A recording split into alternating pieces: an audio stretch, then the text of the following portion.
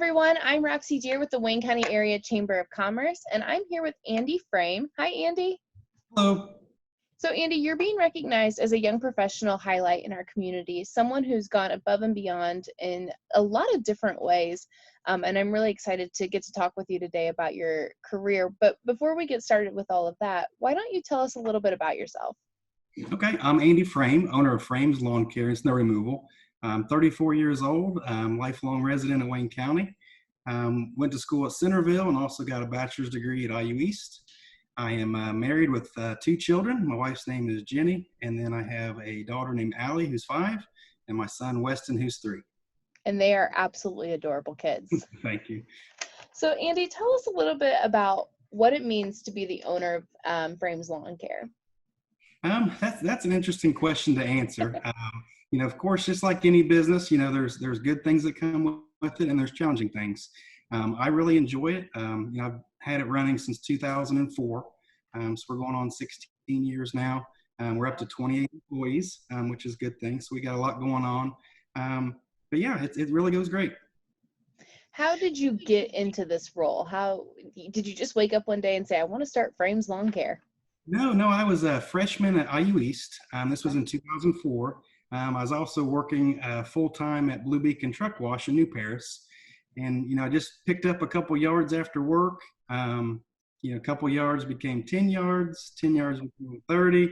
Then I finally decided to quit the truck wash to kind of focus on school, but still did the yard work on the side.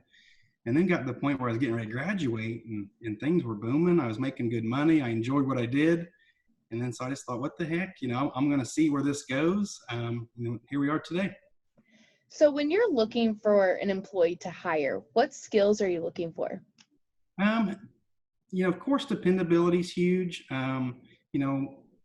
Want somebody that can obviously do the work. Because what we do is not an easy job. So looking for good character, somebody that might have a background in something that we do.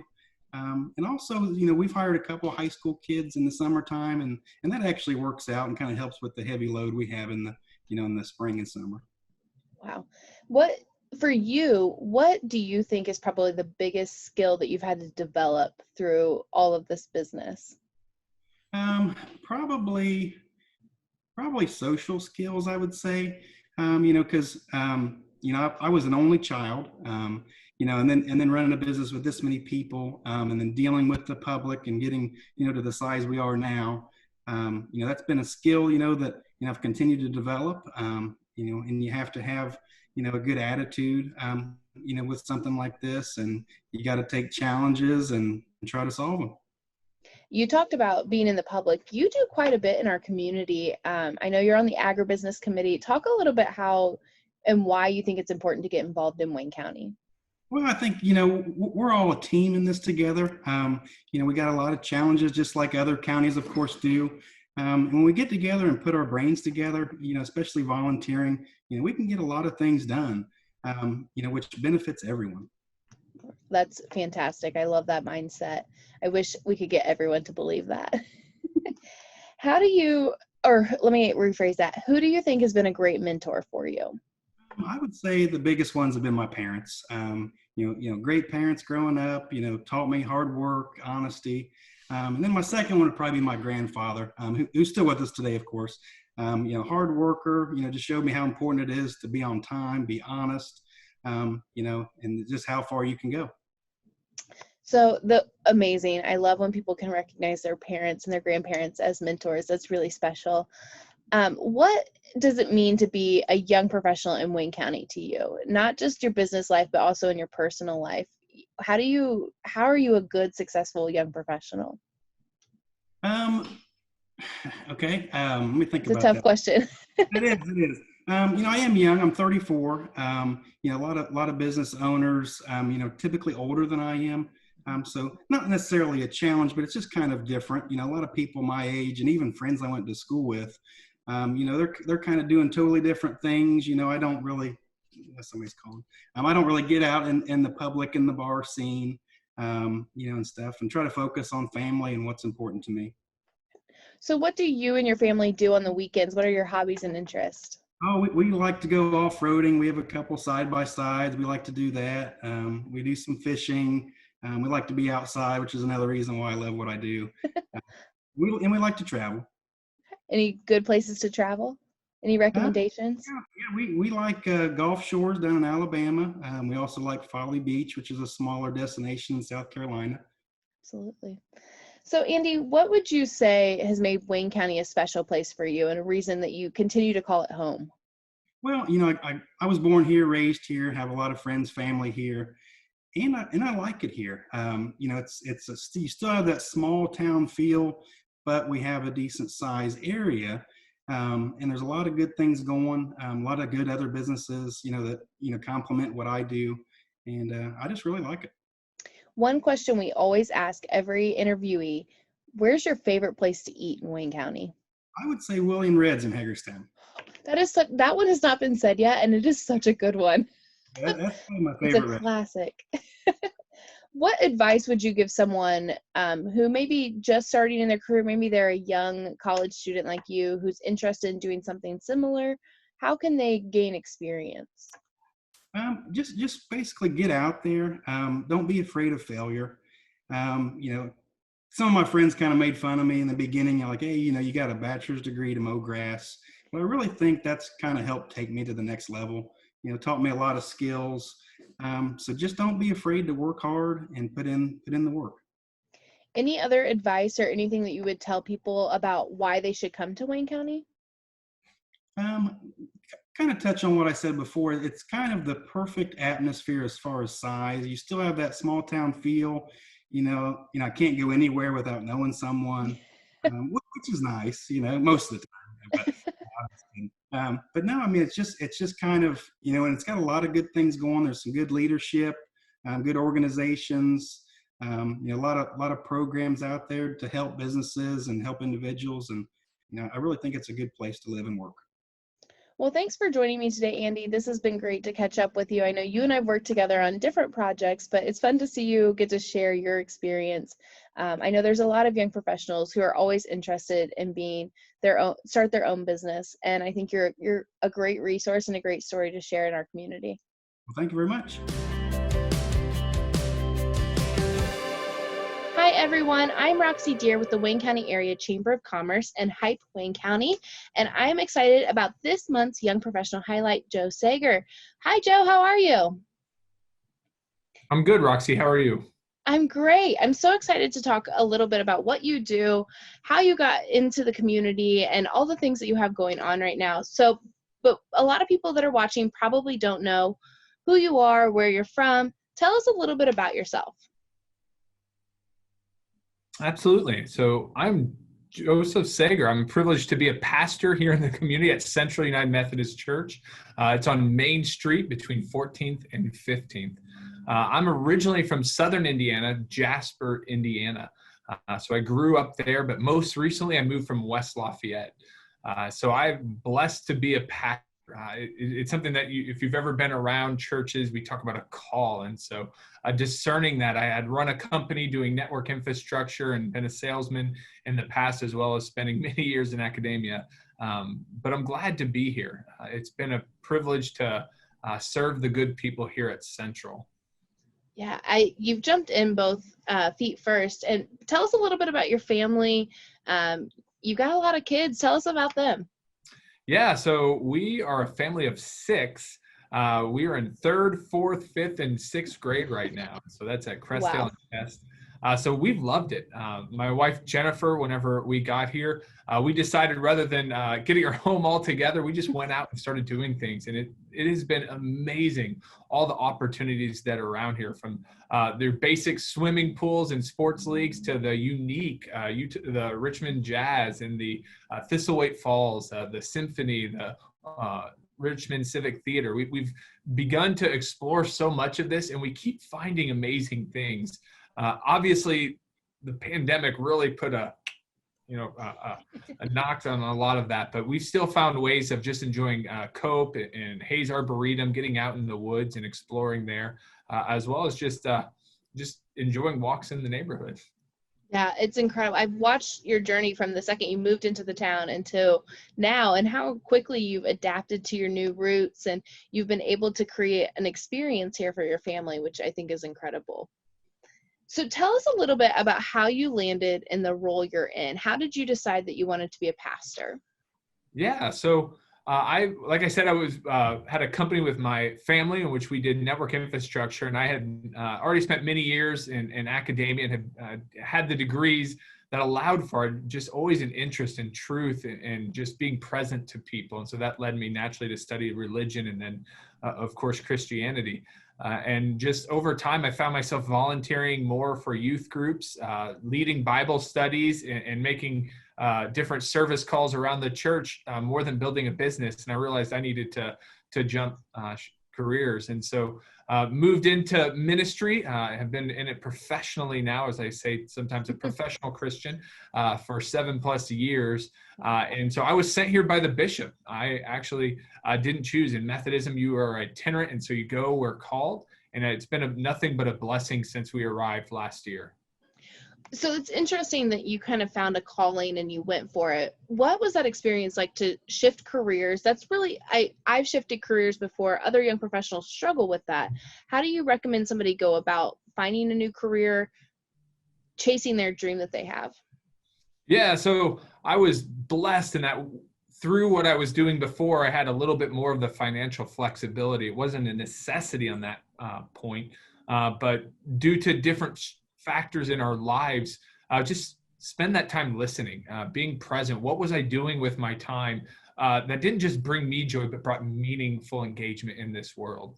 I think so often we focus on that number of how much you will get paid, and that leads us down paths where it may be financially rewarding, but so much else of our lives, our family, the places we want to be, the way in which we want to interact with the world, it pulls us from that.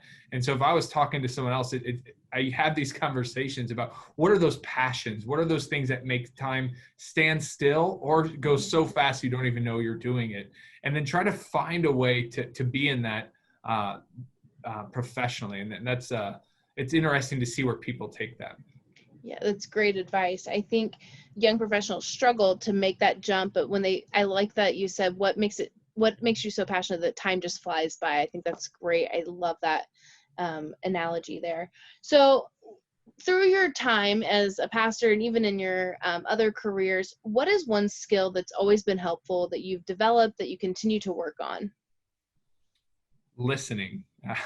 It's as a pastor, I have the privilege of being with people in some of their hardest and most joyous moments, and carrying their stories forward faithfully has been a great privilege and remains to be so. But it's still one that no matter how much people say, well, you listen so well, I find myself over time, those little areas where you think you know what someone's going to say, so you start jumping to the next point in your head, but boy, they'll take it in new ways. And if you're not willing to sit and be present, to be present to the interruptions of life and just to think about what you're doing next, you can miss so much. And just listening, it has been a skill that I think everyone should develop, but it has served me very well. Is there a skill that you think that you would like to develop in the future, or something that you would like to hone in a little bit better? If I could develop singing, being music, I can play a guitar, but I don't even have great rhythm. Juggling, like you think of all of those skills, that boy, it'd be great to just go be that cool uncle and be able to do all of those things. Professionally, just so many different things to work on as a pastor. I have the privilege of not just being in people's lives, but being in different community situations. And so continuing to navigate how to represent a faith community that's so diverse, that has so much to offer, as well as then representing my own views and switching between those hats is something that I think I always need to work on. And of course, communication. As the world has moved online with this format, speaking in person, I still think is best, but it's just not as possible in the midst of a pandemic. So how do we communicate online in a way that gives us that same visceral experience? Because being virtual only works for so long. It's by virtue of you and I having met in person that I'm not just staring at a screen here. I know that's you behind. Yeah, absolutely. I think, especially in the world that we're in right now, the virtual piece has become such a hard thing to do because now everything is on the screen and we have no face-to-face interactions, and we're relying on the people that we knew before the pandemic, right? And so it's building new relationships in a new type of way, and it's been tough for almost everyone I know. Yeah, one thing when I think of that I need to say to myself constantly is all of us, right, run Zoom meetings all the time, Google Meet, whatever it may be, social media. Take time to process. And I say this to myself. I like to just jump to the next thing, but you think about a meeting we normally go to. You take time, and it costs you to be present there. Not just wearing pants, which I hope we're all doing anymore, but to go to the meeting and then have the conversations before and after meeting, and then leaving the meeting. Those are all times that we process, that we bring meaning to, that, boy, when we jump from one meeting to the next, we will let it go. And that's something I've seen during this pandemic, that when I create that space, my days go better, my work is better, etc. Allison Zeidel told me a really good piece of advice she uses when she works from home a lot. And she said after every meeting, she gives herself 30 minutes to process, to do things from that meeting that are quick, grab the bottom of the tree kind of fruit that she can grab and finish really quickly. And I've implemented that, and it's been a really positive turnaround for me because I feel like I'm accomplishing much more and I'm still processing what I'm working on. Absolutely. So let's shift focus a little bit. Who would you say is someone who has been a mentor to you, and why that person? Well, several of them. I had a professor in college who was able to just have late night conversations, as well as was his teaching assistant for a brief period. He unfortunately passed away recently, and so I can't continue that. But that was a relationship that moved me in ways as far as my thinking and public thinking, being able to, I think a big thing from that was a willingness to be wrong in public. I think that's what keeps most people from speaking publicly is, if people just found out you're wrong, it's like, well, we're all wrong. So once we get past that, it's helped. More recently, a pastor at a church I was at prior, who has since moved to Colorado, is someone I can call up when thinking about some of the complex issues related to church politics, thinking theologically about current events and other matters. Someone that I trust. So that's been good to have that bouncing board without having to wrestle with those mistakes on my own publicly, being able to have that space. I think it's something we all need, those confidants, those people to go with for, wow, that's a great idea. And glad you shared it here, because never let it go out anywhere. That's what a good mentor is always for, is telling you when to back up and rethink something. Joe, what else would you like to share with our audience? Why do you love Wayne County? Where's your favorite place to eat? Anything you'd like to share with our audience? I love to eat everywhere. I still say I'm new here, and I've been here for, I think, close to 18 months. And still hearing about restaurants. There's such wonderful places to eat. I think just this last week, we went to Legends. Oh boy, I love their burgers. So good. Thai Tier is such a unique place. There's many different ones. Even here across the street here, AJ's Diner and El Tribol. I walk there often to grab some food. But there's so many wonderful places to eat. So if you can get out and support them. We love Wayne County because how unique it is. It's got this smaller town feel, but it's with all the trappings of a larger city, combined with a deep history of so many amazing things. And each day you find out new things, like this was the lawnmower capital of the world, the birthplace of recorded jazz, the one that many people hear about. Just hearing those stories, you realize so much of life and influence in this country and beyond has come through here, and we can be a part of that. There's so many wonderful things, seeing the architecture of what's going on and people who are reclaiming those homes. I think really Richmond, when it wakes up, and I say that because if you talk to different people, you hear different stories about how wonderful it is. And sometimes when you walk on the streets, different people say, no, it's not that great. You look at the broken windows, look at the trash. But what I see is such potential. There's wonderful things already there. And the people here, they're so talented. They have so much to offer as they continue to believe in what's possible. I'm so excited for what's coming for tomorrow for Richmond. Well, I just want to say thank you for dedicating your time, making Wayne County your home. I know your wife and kids have done the same. And every time I talk to you, I feel energized that a new person sees the potential enrichment in Wayne County. So I'm excited to have you here, and I'm thankful for the work you're doing. Thank you for sitting down and chatting with me today. It's been a lot of fun, and I hope you get to celebrate being the Young Professional Highlight this month. Well, thank you so much, Roxie. I don't know how young I am, but I'm glad to be a part of this. Thank you.